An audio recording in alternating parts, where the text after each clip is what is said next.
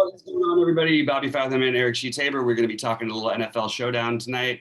Kind of been some fun showdown slate so far. That was a pretty exciting one last night. I actually had a reasonable hope at the very end to potentially take down the 222 with I had Pringle as my captain and needed another big play out of him, but I had all the other right pieces with Pringle, and that would have been certainly. Dude, I was close second week in a row. That freaking Baltimore $200 tight end had an end zone target. Like last week, Yep. He had one it was a tough one, but he dropped it in the end zone. And yesterday he caught one and he got tackled at the 2.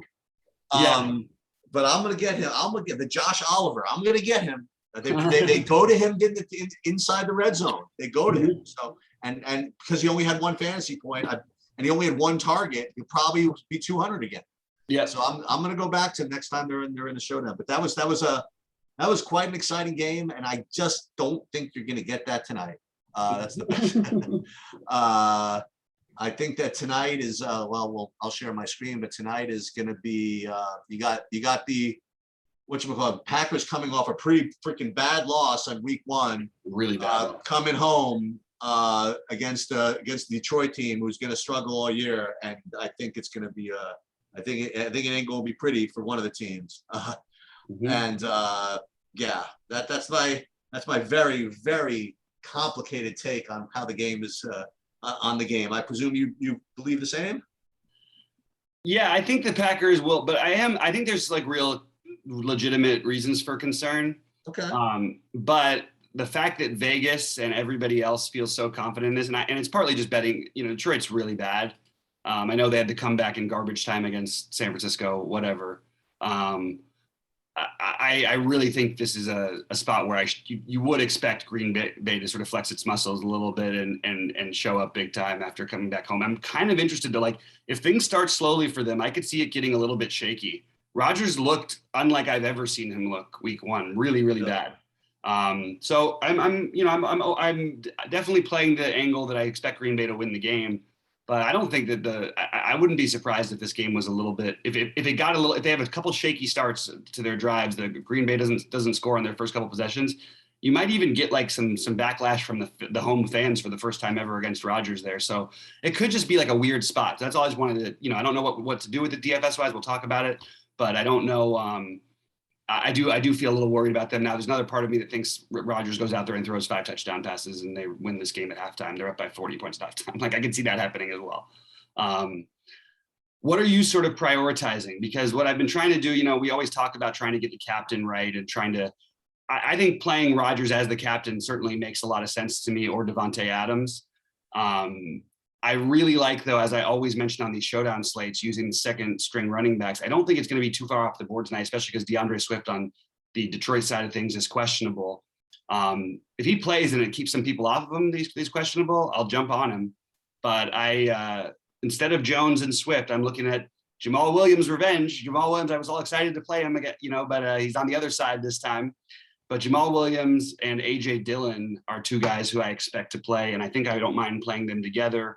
Obviously on different teams, but these guys are both going to get plenty of touches. And if the opportunities break their way, you're getting the discounted lower ownership than you would playing the Jones Swift angle, depending on whether or not Swift plays, of course.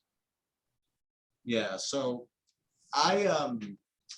my initial take in this game is, so I feel as though it's easy, right? And whenever I feel it's easy, it's just not, right? So if you're gonna be whoever and you're gonna play game script or whatever it is, I have interest in literally only 2 pieces on the Detroit side at all. And I think that on Green, and I'll get to them in a second. I got Green Bay. You could do you could play a lot of stuff on Green Bay. I like the double running back thing today. I'll play both Dillon and Aaron Jones from Green Bay.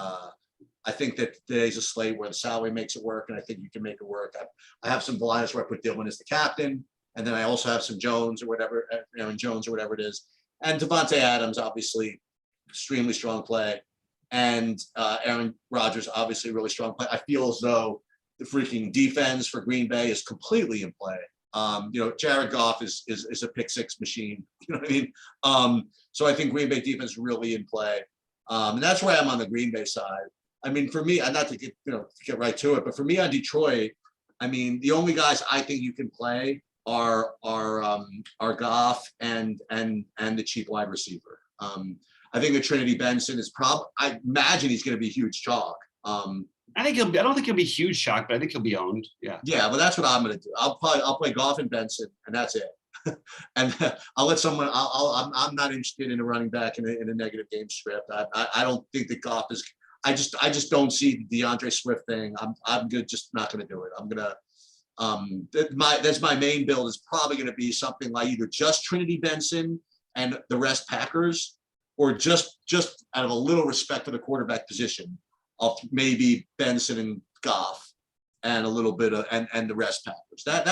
That's my thing. I guess if I had to pick another guy, it would be Swift. The Jamal Williams is interesting. I never thought about that. I don't know how much revenge you can get when you're down 35-10, but well, actually, that script kind of plays into him though, because he'll be getting all the. I guess so. So you know what? That's a really good point. So I am gonna throw him in. So those are my Lions. My Lions are Benson and Williams and Goff, and that's it. Yeah. Let me just say about Williams and Swift, they're both excellent pass catching backs. Between the two of them, they had 15 catches last week. Shows you how Jared Goff plays, by the way, too. The lack of arm strength. So I actually have interest in both of them, Swift and Jamal Williams. I'm preferring Jamal Williams as of right now for a lot of different factors. But if the ownership is really going to be close between the two of them, I might just flip that over because I do think Swift has a lot of upside, even if they do get smoked here, just from a PPR standpoint. I mean, you like Hawkinson? I'm sure people are going to play him. I like Hawkinson. But I don't think it's like a must-have or anything. I do think he's going to look to him a lot. I mean, that's what Goff does. He throws the ball to the running backs and tight ends. You've got the interesting part is the receiving thing, because I do think Trinity Benson will be the guy who people sort of want to jump over to, but there's no reason it wouldn't be St. Brown. He'll be owned too. Khalif Raymond. It's really hard to pick these guys. I mean, Raymond's supposed to be out, I think. If he's out, he's questionable still too. I believe he's still questionable. He's still questionable. It's like a late questionable, it's Yeah. So if he's out too, then you get potentially Cephas. It's going to be hard to do without projections. I mean, we don't really have the projections for Raymond out as well, or Swift. So it's hard to know how to pick it exactly right now. But I would say if it is just like these guys in right now, I would mix through the receivers. I don't see Benson necessarily being a much better play than St. Brown.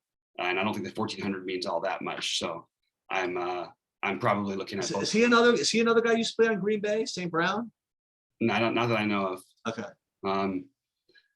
On the Packers side, I think it's going to be Devontae Adams. It's going to be hard to afford all that, but Devontae Adams. I think there's some Randall Cobb upside here, and I think that would be a play you could do to get a little bit different. I think that you could also, while people are going to play Hawkinson, I don't know how much they're going to end up going to Tanyan or Mercedes Lewis. Mercedes Lewis always could catch a touchdown. He's 800. Maybe worth taking a shot there. But I think that I would prefer Adams and MVS in terms of actual what I expect the production to be. But I think Lazard and Cobb both are in play as lower owned options. And I agree with you completely about the Packer defense. Along with that, I will say that I think Mason Crosby is in play as well. Yep. And I sort of like that angle kicker, defense running back, and backup running back, then Rodgers, and then we figure out the last piece. But I think it's an interesting game angle to play. As far as captains go, I do like the idea of Rodgers in a pour it on situation. I like what you mentioned about Dillon as potential captain.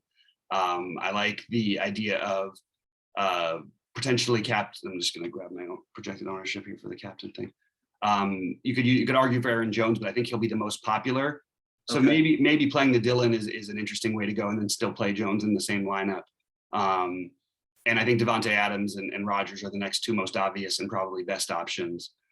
There isn't going to be a lot of people captaining anyone from Detroit in this game. So I may take a shot if Swift is a go, and he would be the one guy from Detroit I would consider captaining. But yeah, it's in order to get off the chalk, maybe mix in a Cobb with a chalky lineup, play a game angle, like I was saying, with the Packers pouring it on, but with the defense, kicker, and running backs, both of them. I don't think the double running back from the Packers is going to be as popular. And then maybe you run it back with Jamal Williams if you want to. But I do think that I want to keep my captain as a guy who I expect to score a lot of points tonight rather than taking a really long shot play. I do think AJ Dillon has enough upside. He actually has basically the same rushing prop. It's pretty close to DeAndre Swift, and he's 3K. So he's the one lower tier guy I would have interest in. How about you? Who are you looking at for captain? You like Lazard tonight? Is he still in play? Yeah, I think he is. It's hard with the Green Bay secondary receivers because from game to game, it's always been the same deal. Like, we don't know outside of Devontae where the ball's really going. I think people will go attempt for MVS. He had the most targets last week outside of Devontae. But I think there's some upside for the Randall Cobb potential in this one, and Lazard as well. But Cobb being cheaper and lower owned, I think might be a little bit more interesting considering, it's not, Lazard only had 4 targets last week. The problem is, like with Rodgers, he could really throw it to anybody. But I think I think you could make an argument even for like a Lazard captain lineup, actually. There's no reason he couldn't get in the end zone twice, but I think mostly I'm going to keep it simple and try to play Devontae, Rodgers, at least one of Dillon and Jones. And it's probably going to be like a 4-2-5-1 build for me for Green Bay. Yeah. And I will probably play some, just for fun. Like to play like Swift in the captain or Benson in the captain even. Mm-hmm. I don't think you need to play Benson. I was just fiddling around with it. Like, what happened? Like, what do you get for putting Benson in the captain? Knowing he's not going to be the highest scorer, like how much of the flex does that open up? And it doesn't really open up all that much. Like, I'll give you an example. Like, I just did it, but I'll just to show you. Like, let's just say that you put Benson in the captain, then you want everybody, right? Let's say you want Rodgers, Adams, Jones, Goff. I guess what that does, that opens this up, right? Yeah. And then you could get like a Crosby in here or a defense in there. So maybe there's some merit to doing that, to putting Benson in the captain. Yeah, I think I could see that being. I don't think it's as good of a spot as doing it like last night, because last night, like that's why I did it with Pringle, because I wanted to. It was hard to get right one of Kelsey or Hill with Mahomes with Lamar to one of his receivers. You know what I mean? So you kind of needed to try it, which is and by the way, it almost Sheets. Another 38 yards and we're looking at a first place right there. So it's really? I think so. I think he was only 0.4% owned as captain. He ended up with 20 something in the captain's spot. But he had, a couple catches for 63 yards and a touchdown. So could have been a big one.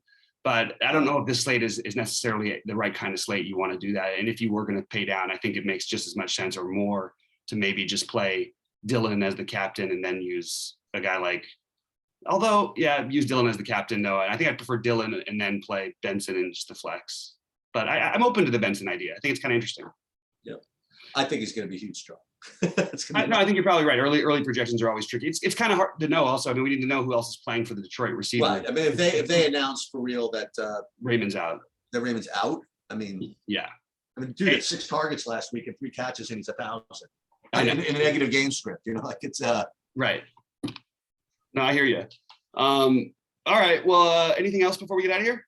Nope, that's all I got. All right. Good luck to everybody out there. We hope you all crush it tonight, and we will see you at 6 Eastern. All right. I'll see you at 6.